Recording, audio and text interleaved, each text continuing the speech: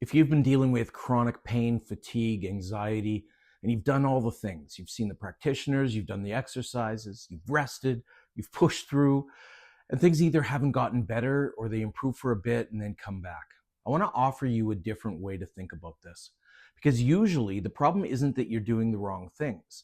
The problem is that something has been missed. Now, I use a boiler analogy to explain this. Think of your nervous system like a boiler in your chest.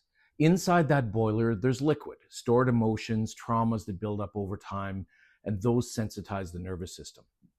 There's heat, and the heat isn't just the stress in the obvious sense. It's anything that keeps your sympathetic nervous system or your fight or flight system active, on high alert, hypervigilance, anything that's currently activating.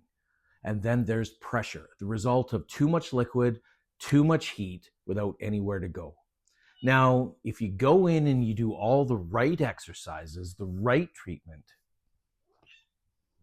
the right physical work, that still has value. But if the boiler is still running at full pressure while you're doing it, the nervous system's going to keep finding somewhere to put the symptoms because the underlying pressure hasn't changed. And you end up doing the same things for years without the sustained relief. It's not that the treatment was wrong. It's that it was only addressing part of the picture. The question I want to ask always is, what is the state of the boiler? How much liquid is in there? How much heat? Is there a release valve? Because until we start working on those things, we're often working around the edges and not getting at the root. And this isn't your fault. The nervous system's doing exactly what it was designed to do. It's just under too much pressure.